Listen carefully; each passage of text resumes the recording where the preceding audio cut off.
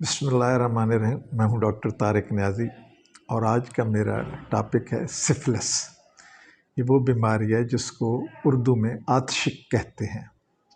یہ ایک sexually transmitted disease ہے جن کو ہم وینیریل ڈیزیز بھی کہتے ہیں۔ پہلے چند ایک وینیریل ڈیزیز ہوتی تھیں، یعنی جنسی عمل سے یہ بیماریاں پھیلتی تھیں یا ایک شخص سے دوسرے شخص کو لگتی تھیں۔ ان میں سفلس آتشک تھی اور گنوریا جس کو سزاک کہتے ہیں، لیمفوگرونوما وغیرہ، یہ بیماریاں تھیں۔ پھر سیکنڈ جنریشن آئی سیکشولی ٹرانسمیٹڈ ڈیزیزز کی، جس میں HIV ایڈز اور ہیپاٹائٹس بھی نمایاں تھی۔ تو آج میں سفلس پہ بات کروں گا، آتشک پہ۔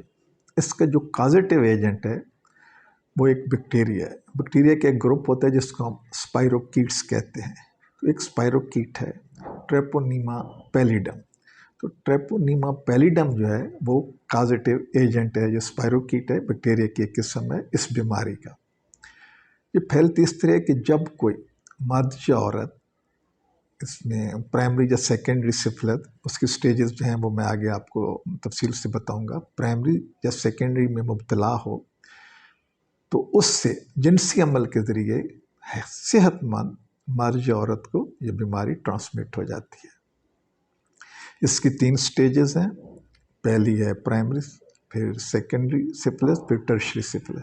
ایک کنجینیٹل سفلس ہوتا ہے، جس خاتون کو وہ پریگننٹ ہو جائے تو اس خاتون کو پریگننسی میں اس کے پیٹ میں جو بچہ ہوتا ہے اس کو بھی یہ بیماری ٹرانسفر ہو جاتی ہے، تو اس کو کنجینیٹل سفلس کہتے ہیں۔ اکثر ایسے بچے مردہ پیدا ہوتے ہیں، اسٹل برتھ ہو جاتی ہیں۔ تو پرائمری سفلس یہ ہے کہ جب یہ جراثیم داخل ہوتا ہے تو جس مقام پہ یوزلی میوکس ممبرین وہ جھلی ہوتی ہے، جیسے ہمارے منہ کے اندر جو جھلی ہے یا انٹسٹائن کے اندر جو جھلی ہے یا جینیٹل جو ہمارے جنسی اعضاء ہیں ان کے اندر جو جھلی ہے، اس کو میوکس ممبرین کہتے ہیں۔ تو میوکس ممبرین میں جب یہ جراثیم اسپائروکیٹ انٹر ہوتا ہے تو وہاں پہ ایک زخم بن جاتا ہے، سور بن جاتا ہے، ٹھیک ہے، پھوڑا بن جاتا ہے، تو اس کو شنکر کہتے ہیں۔ یہ شنکر یہ جراثیم داخل ہونے سے 1 سے 3 ہفتے میں بن جاتا ہے۔ یہ منہ کے ارد گرد یا پاخانے کی جگہ کے ارد گرد یا جنسی اعضاء کے ارد گرد کہیں پہ بھی بن سکتا ہے۔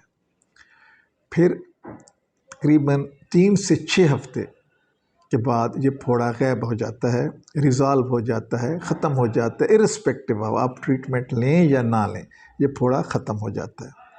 یوزلی انیشیل سٹیج پہ اگر ہم اس کے ٹیسٹ کریں، اس بیماری کے جو سیرولوجیکل ٹیسٹ ہیں جن کو میں آگے ڈیٹیل میں بتاؤں گا، تو وہ نیگیٹو آتے ہیں۔ پھر ہے سیکنڈری سفلس۔ جب یہ شنکر ریزالو ہو جاتا ہے تو اس کی ریزولیوشن کے تقریباً 2 مہینے بعد سیکنڈری سفلس کی علامات ظاہر ہوتی ہیں۔ اس میں کیا ہوتا ہے کہ ایک جنرلائز میوکوکوٹینیس ریش ہوتی ہے۔ یہ جو میوکوکوٹینیس ریش ہوتی ہے، یعنی میوکس ممبرین اور سکن پہ اس کا ٹیکسچر یعنی اس کی بناوٹ تبدیل ہو جاتی ہے، جو اس کا کلر یعنی ریڈ کلر ہو جاتا ہے، سوزش زدہ وہ سکن جب میوکس ممبرین ہو جاتی ہے یا اریٹیٹڈ ہو جاتی ہے۔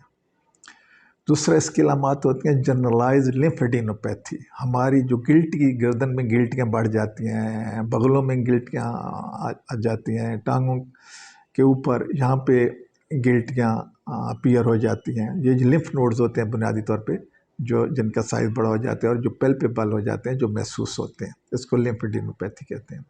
بخار ہوتا ہے، گلا خراب ہوتا ہے، سر درد ہوتا ہے، وزن میں کمی آ جاتی ہے اور تھکاوٹ محسوس ہوتی ہے۔ یہ ہائیلی انفیکشس سٹیج ہے سیکنڈری سفلس، اور یہاں پہ جتنے بھی سیرولوجیکل ٹیسٹ ہیں وہ پازیٹیو ہوتے ہیں۔ یہ یوزلی 2 سے 6 ہفتے تک رہتی ہے۔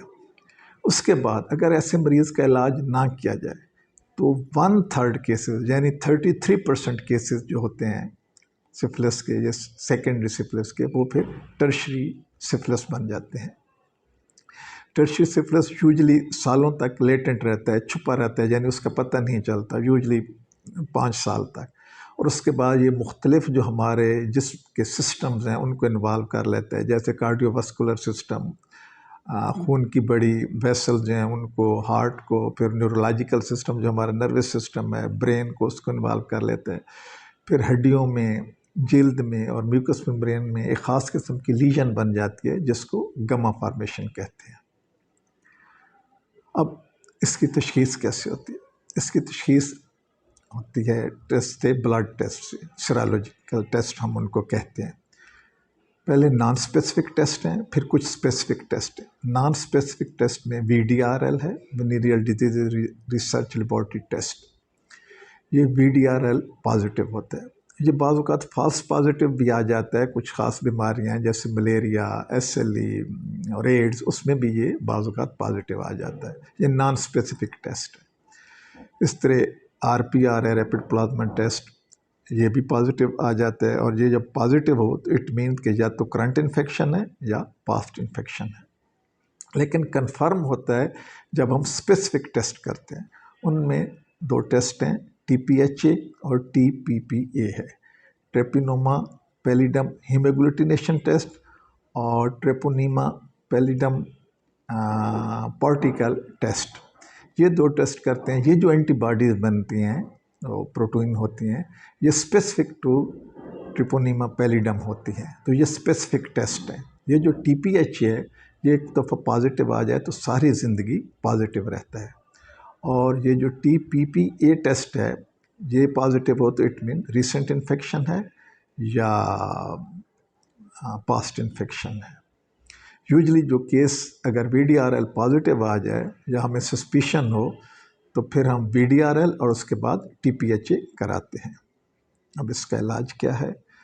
تو اس کا علاج بڑا آسان ہے. پینسلین اس کا علاج ہے، بنزائل پینسلین.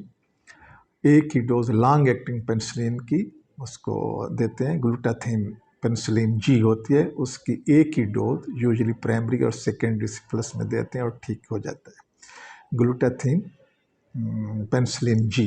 لیکن اگر لیٹنٹ سفلس ہے یا ٹرشری سفلس ہے تو پھر اس کی 3 ڈوزز دیتے ہیں لانگ ایکٹنگ پینسلین کی، گلوٹاتھین پینسلین G کی، ایٹ ویکلی انٹرول. اور اگر انجیکشن نہیں دے سکتے کسی وجہ سے تو پھر اورل میڈیکیشن بھی ہے. ایمپیسلین بھی دیتے ہیں، ٹیٹراسائکلین بھی دے سکتے ہیں، ازیتھرومائسین بھی دے سکتے ہیں. یاد رکھیں اس سے پرائمری یا سیکنڈری سفلس ہو تو وہ ٹریٹ ہو جاتا ہے. لیکن اگر ٹرشری سفلس بھی ہو تو وہ ٹریٹ ہو جاتا ہے. لیکن اگر اس کی وجہ سے کچھ کمپلیکیشنز ہو گئی ہیں آپ کے کارڈیو واسکولر سسٹم میں یا آپ کے نروس سسٹم میں، تو وہ جو کمپلیکیشنز ہیں وہ موجود رہتی ہیں، وہ اینٹی بائیوٹک دینے سے ٹھیک نہیں ہوتی. تو اس سے بچاؤ کا ایک ہی طریقہ ہے کہ ہمیں جنسی بے راہ و روی سے اجتناب کرنا چاہیے. ٹھیک ہے. اللہ تعالی ہم سب کو اپنے حفظ و امان میں رکھے. Thank you very much.